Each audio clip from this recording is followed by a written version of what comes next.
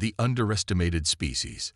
The message arrived on a Tuesday, not with fanfare or dramatic lightning strikes, but as a quiet ping on humanity's deep space monitoring systems. First contact. After generations of searching the stars, wondering if we were alone, we finally had our answer. We weren't. Within 6 months, the Keldorian Dominion had established embassies on Earth.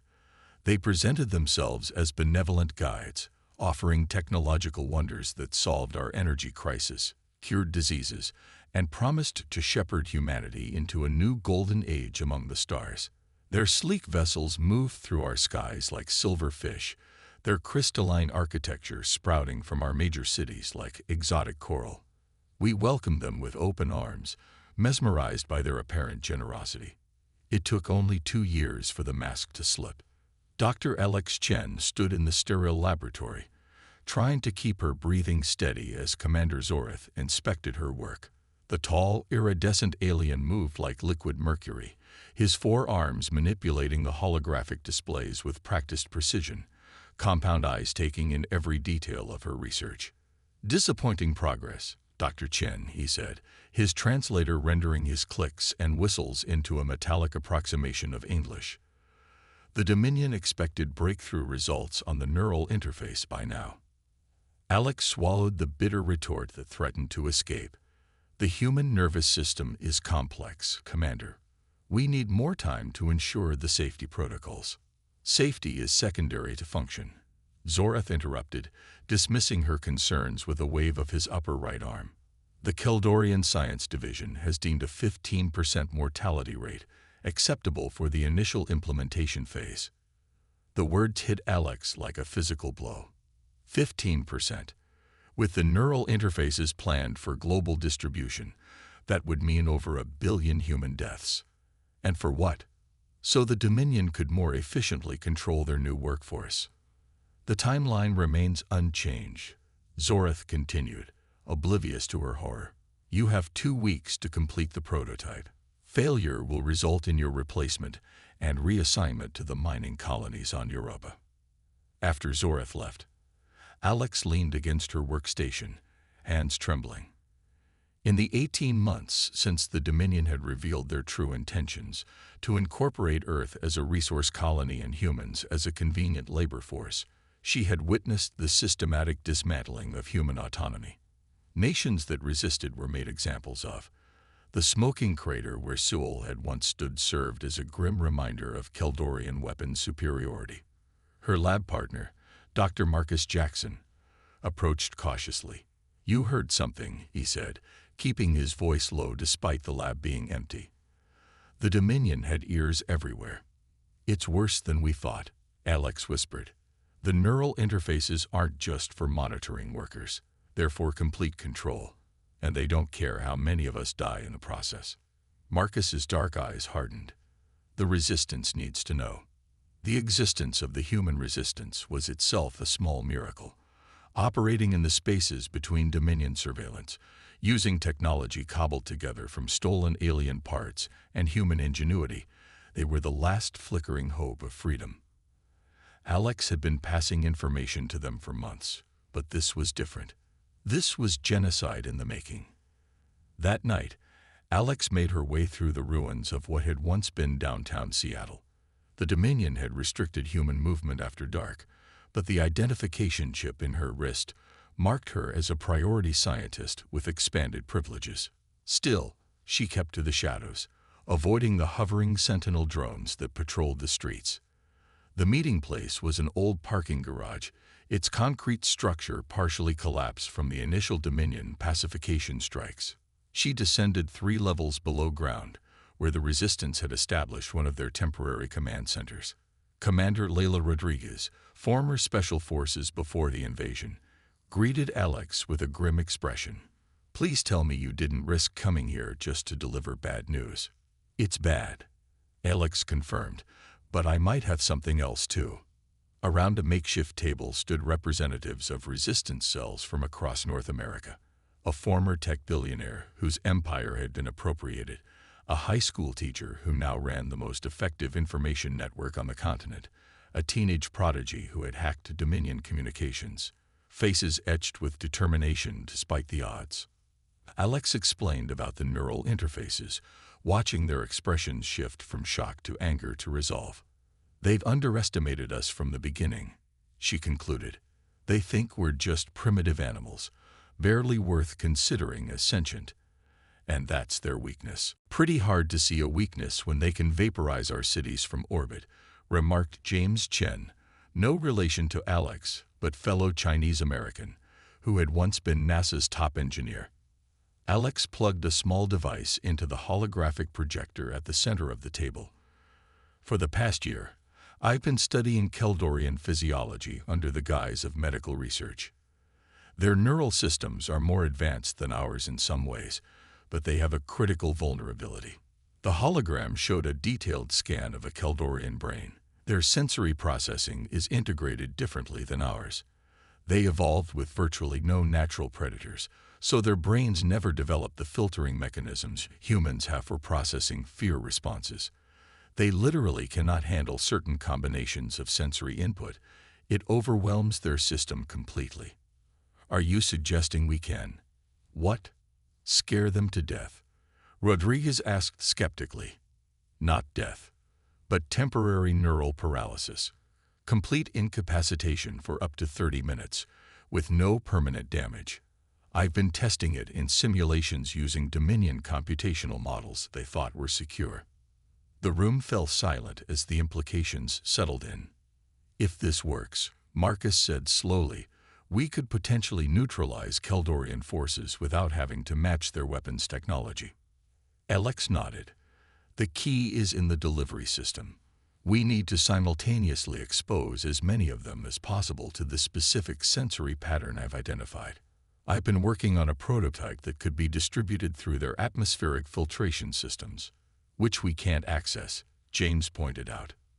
"But I can," Alex replied. "My clearance level was just upgraded to work on the neural interface project. I can reach the central environmental control systems for their main compound." Rodriguez studied the data scrolling across the hologram. "How sure are you that this will work?" 93% confidence based on their own neurological models," Alex said. "But we need to test it on an actual Keldorian." A smile slowly spread across Rodriguez's face. "As it happens, we captured a Dominion science officer last week. We've been keeping him sedated while deciding what to do with him." For the first time in months, Alex felt something dangerously close to hope. "There's something else you should know. The Neural Interface Project isn't just about controlling humans more efficiently. I found evidence in their secure databases that Earth is just the beginning. We're a test case for a new expansion protocol.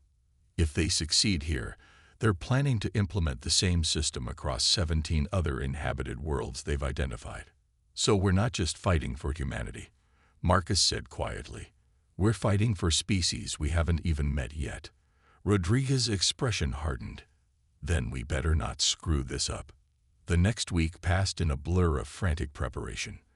The test on the captured Keldorian confirmed Alex's theory. Exposure to the specific pattern of light, sound, and electromagnetic pulses she had designed rendered the alien completely immobile, locked in a state of sensory overload. Working with the Resistance's engineering team, Alex developed a delivery system that could be hidden within her authorized equipment. The plan was simple yet audacious. She would install the devices in the Dominion headquarters ventilation system, timed to activate during the planetary governor's scheduled announcement regarding the neural interface program. The night before the operation, Alex couldn't sleep. She stood on the balcony of her assigned quarters, looking out at the Seattle skyline, now dominated by Keldorian architecture. Their structures were beautiful in their alien way, crystalline spires that captured and refracted light, creating rainbows even at night. Beauty wrapped around conquest, the perfect metaphor for how they had infiltrated Earth. "Having second thoughts?" Marcus asked, joining her on the balcony. As her lab partner, he had unrestricted access to her living quarters, a fact they had exploited numerous times for Resistance communications. "Not second thoughts," she replied. "Just wondering how we got here. 3 years ago, I was working on neural interfaces to help paralysis victims. Now I'm using that knowledge to incapacitate an alien invasion force." "That's humanity for you," Marcus said with a grim smile. "Adaptable to a fault. They should have studied our history more carefully before deciding we'd make good slaves. If we succeed tomorrow, it's just the beginning," Alex reminded him. "We'll face reprisals from their fleet. We need to be ready." "The Resistance has been working on that," Marcus assured her. "James and his team have been reverse engineering Dominion shield technology. If we can capture enough of their ground-based equipment intact tomorrow, we might have a fighting chance against orbital strikes." Alex took a deep breath of the cool night air. "Then let's make sure tomorrow goes perfectly." The next morning, Alex passed through security at the Dominion headquarters with her heart pounding so loudly she was certain the Keldorian guards must hear it. Her equipment case had passed the scanners. The components of her device disguised as standard research tools, their true purpose hidden by the Resistance's modifications to their quantum signatures. Commander Zorith greeted her with his usual disdain. "You are expected to present your final prototype to the planetary governor after his announcement. I trust you are prepared." "Of course, Commander," Alex replied, keeping her voice steady. "The neural interface is ready for demonstration." "Excellent. Perhaps you are not as disappointing as initially assessed." Coming from Zorith, this was practically effusive praise. As her security escort led her through the labyrinthine corridors of the headquarters, Alex mentally reviewed the building's ventilation system layout, which she had memorized from stolen schematics. She would need to place 5 devices at key junction points to ensure total coverage of the central chambers where the announcement would take place. "I need to calibrate my equipment before the presentation," she told her escort when they reached the laboratory level. "Some of the components are sensitive to the building's electromagnetic fields." The Keldorian guard consulted his datapad. "You have 2 hours before you must report to the assembly hall. Do not leave this level without escort." "Understood." Once alone, Alex moved quickly. She extracted the first device, a small disk no larger than a coin, and attached it to the ventilation access panel hidden behind a decorative wall feature. The disk adhered silently, its surface changing color to match its surroundings. 1 down, 4 to go. For the next hour, she moved methodically through the laboratory level, placing her devices at precisely calculated locations. Each time, her heart threatened to beat out of her chest as she worked to avoid the patrolling guards and ever-present surveillance. The Resistance had provided her with a jamming device that created a small bubble of privacy around her, but it would only work for short periods before the system flagged the anomaly.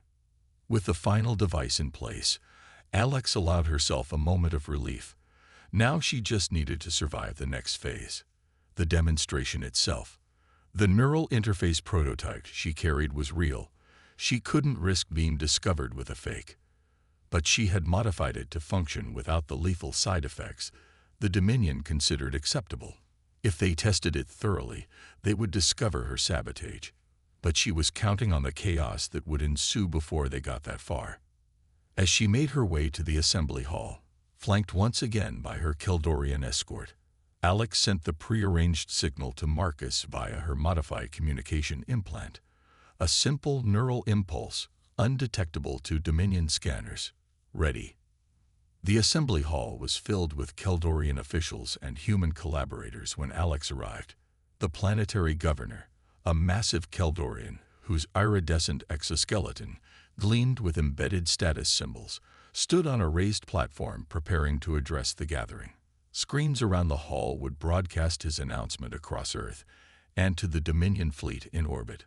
Alex took her assigned position near the stage, the neural interface prototype secure in its case beside her.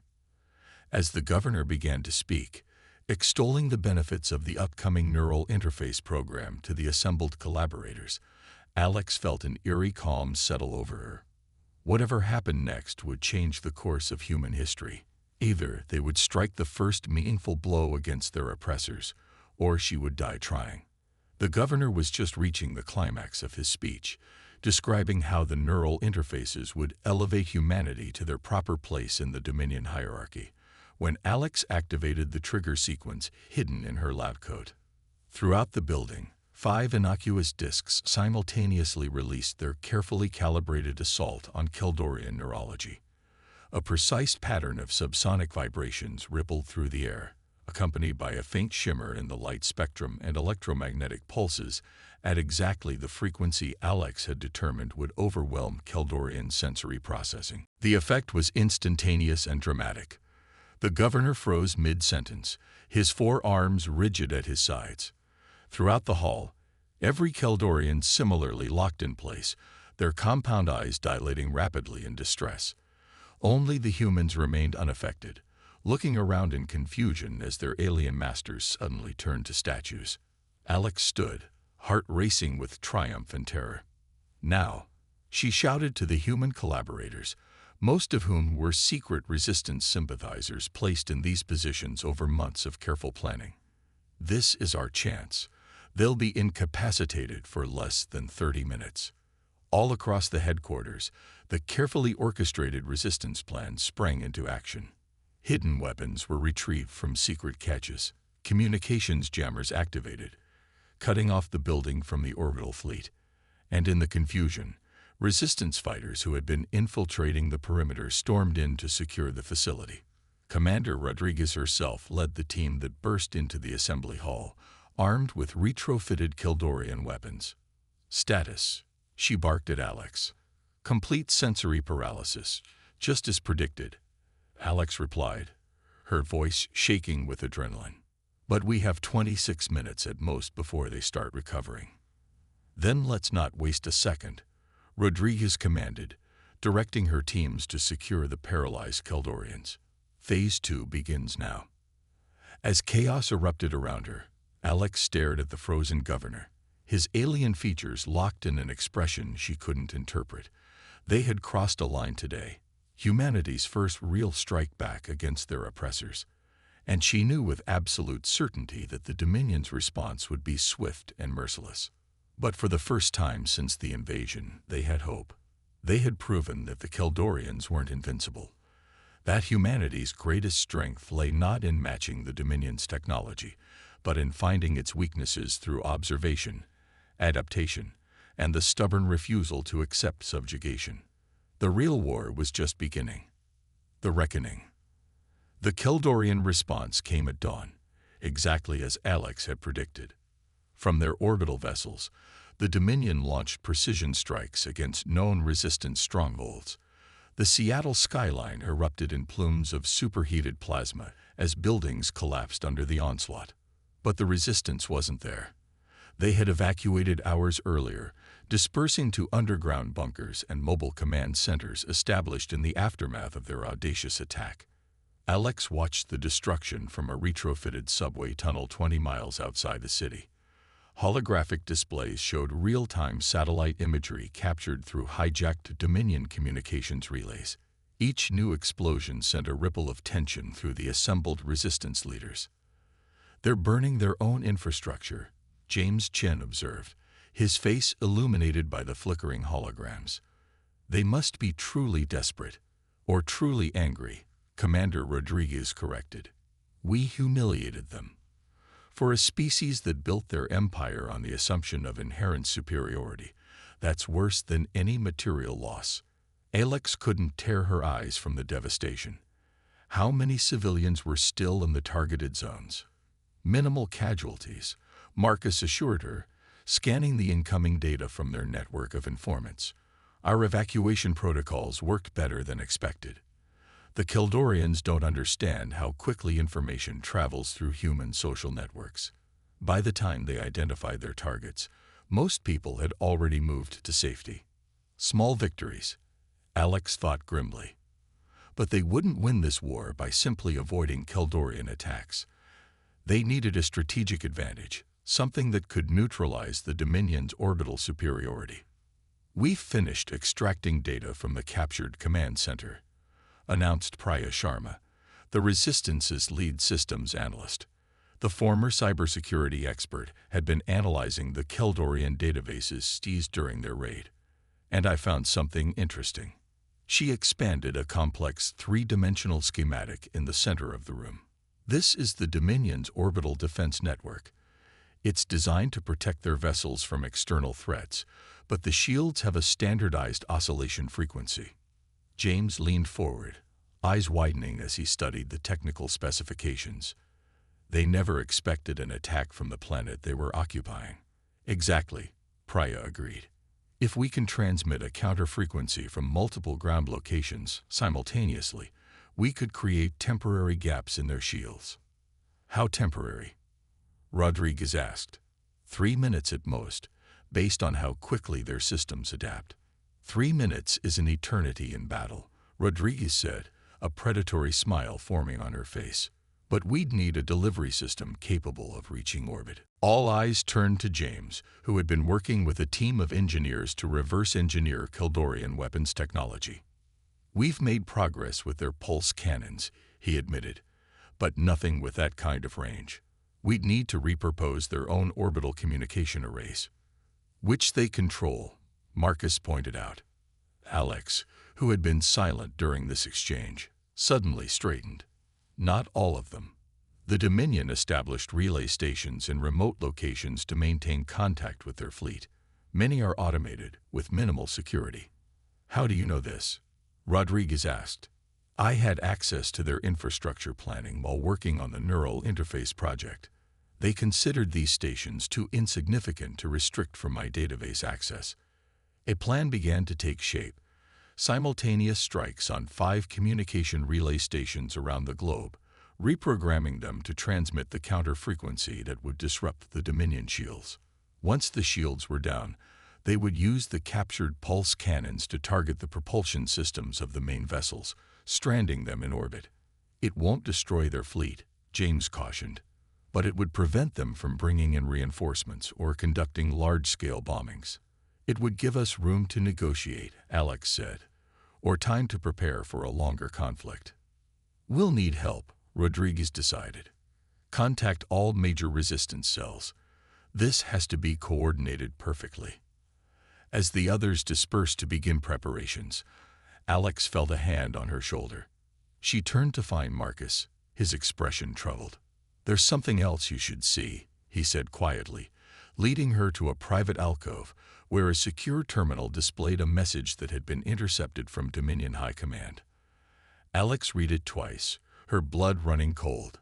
They're bringing in a purifier fleet. Estimated arrival, 10 days. Marcus nodded grimly. They're not planning to subdue Earth anymore. They're planning to sterilize it and harvest the resources afterward. The implications were clear. They had just over a week to implement their plan, or humanity would face extinction. The next few days passed in a blur of frantic preparation. Resistance cells worldwide coordinated their efforts with a precision that would have been impossible before the invasion. Humanity had been fractured by nationalism, ideology, and economic disparities, but facing extinction had a way of clarifying priorities. Alex found herself working alongside scientists and engineers from countries she had never visited, speaking languages she didn't understand, all united by the single goal of survival. The universal translator technology they had reverse-engineered from captured Keldorian devices eliminated the language barriers, allowing unprecedented collaboration. 4 days before the Purifier fleet's scheduled arrival, Alex was calibrating equipment in their makeshift laboratory when an alarm sounded throughout the complex. She rushed to the command center to find chaos erupting. "We've got movement at the northern perimeter," reported a communications officer. "Unknown contacts approaching." "Dominion forces," Rodriguez demanded. "Negative. The signatures don't match any known Keldorian technology." On the main display, thermal imaging showed 12 figures approaching the hidden entrance to their bunker. They moved with deliberate caution, clearly aware of the surveillance systems. "Hold defensive positions," Rodriguez ordered. "But don't engage unless—" "Commander," interrupted the security officer. "They're broadcasting a message on our encrypted frequency." Silence fell across the command center as the message played. "Attention human resistance. We come as allies against the Keldorian Dominion. We offer technology, and strategic intelligence. We have monitored your recent actions with interest. The message repeated in several human languages, then in what sounded like a series of musical tones. It could be a trap, Marcus warned. The Dominion trying to infiltrate our network. Rodriguez considered this, then made a decision. Send a response. Request identification and proof of their claims.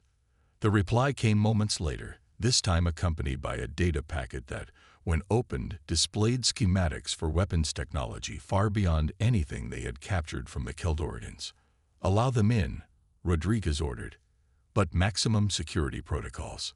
When the visitors were finally escorted into the command center, Alex felt her scientific curiosity overwhelm her caution.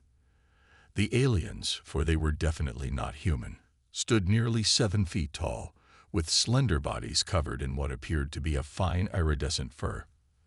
Their 4 eyes were positioned to provide complete 360-degree vision, and they moved with a fluid grace that suggested muscles very different from human anatomy. "I am Nilara," announced the foremost alien, its translator rendering its musical language into crisp English. "We are the Velseri, another species uplifted by the Keldorian Dominion. We have been monitoring your resistance with great interest." "How did you find us?" Rodriguez asked bluntly. "We have been observing Earth since the Keldorians first arrived," Nilara explained. "Our scout vessels are designed to evade their detection systems. When you demonstrated the neural disruption technology, we recognized an opportunity. We have been fighting the Dominion for 3 centuries, but never with such creative tactics. 3 centuries. Alex couldn't hide her dismay. "You've been resisting for that long without defeating them." "The Keldorians control over 500 worlds," Nilara replied. "Their technology is centuries ahead of most species they encounter, but they have grown complacent, relying on overwhelming force rather than innovation.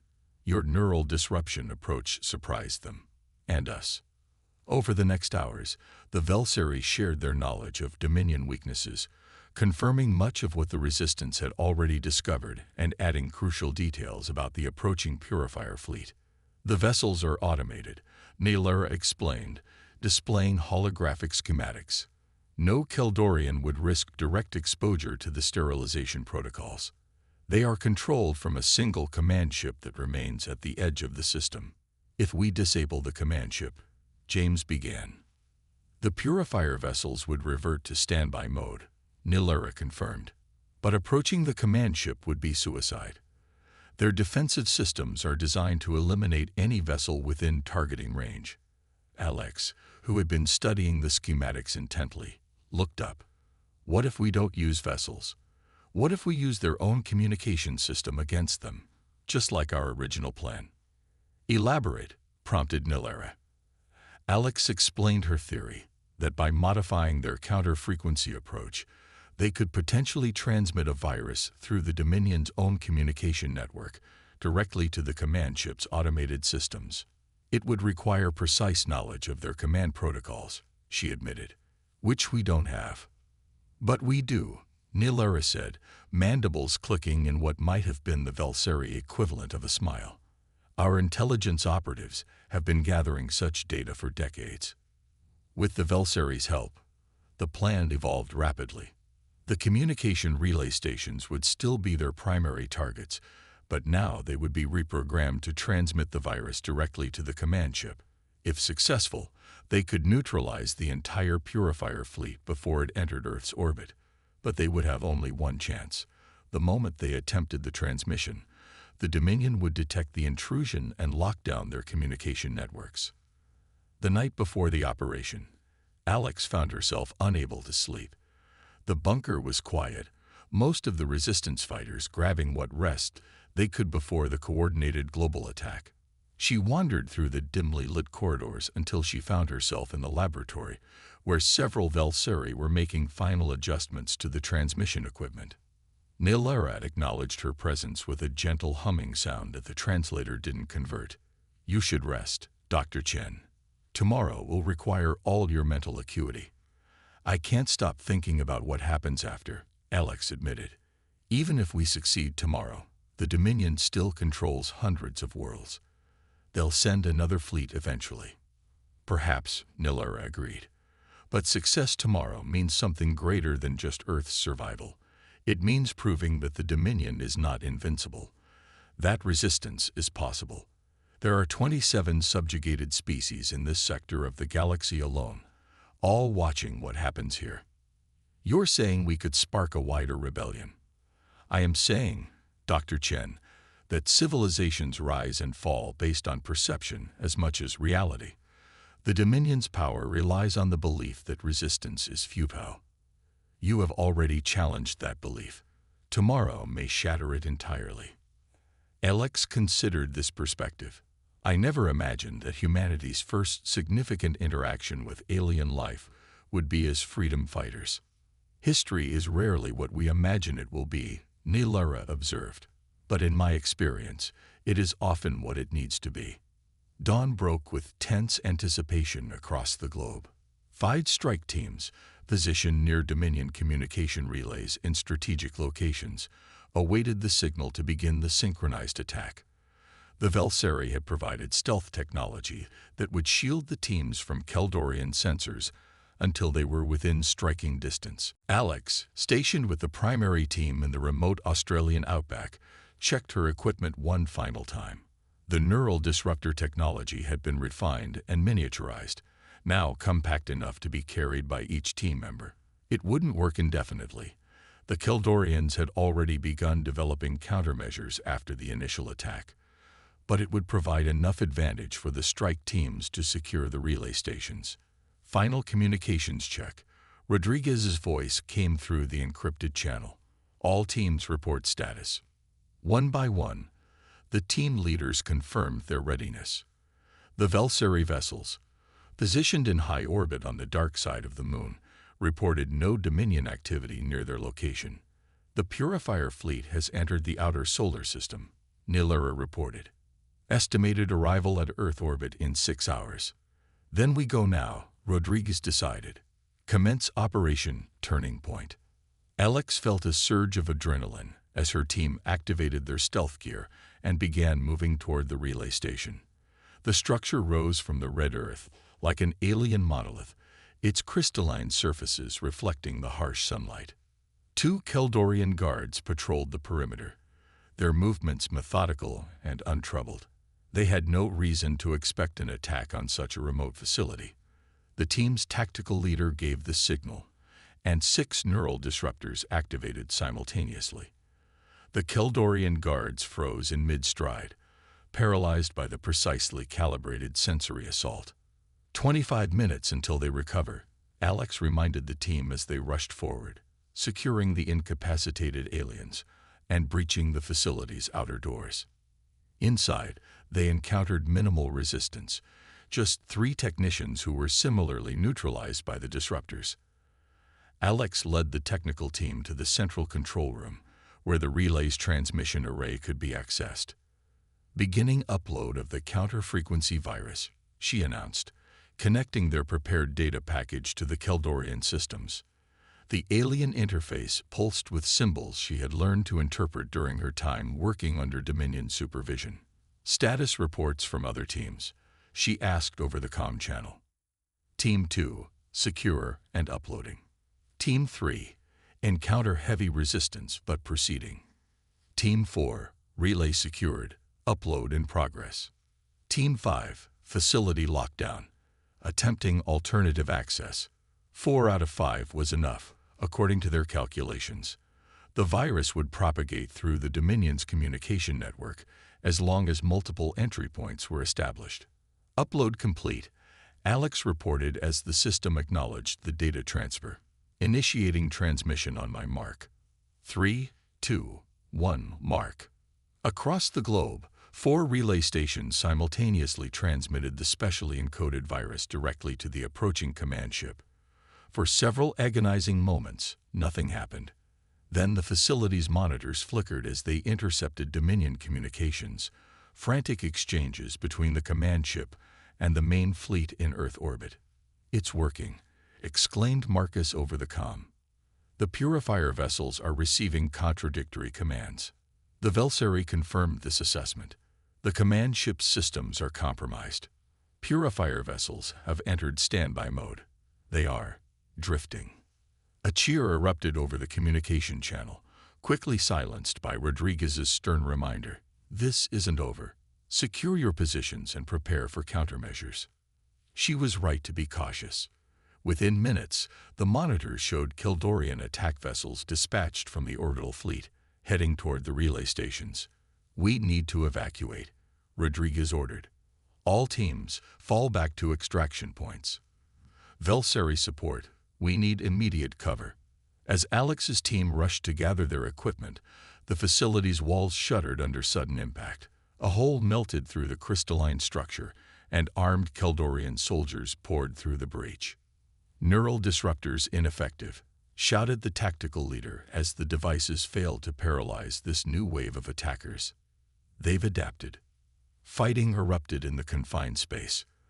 The resistance fighters, armed with captured Kildorian weapons, held their own initially, but they were outnumbered and outgunned. Alex and her technical team retreated toward the secondary exit, covering each other as they fell back. A Kildorian energy blast caught one of her colleagues square in the chest, vaporizing him instantly. We can't let them capture the virus transmission data, Alex realized. They'll develop countermeasures for any future attempts. Making a split-second decision, she diverted from the evacuation route back to the central control room.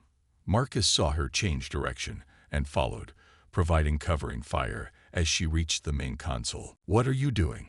He shouted over the weapon's fire. We need to go.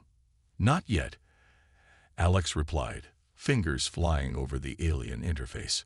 I'm initiating a feedback loop in the transmission array.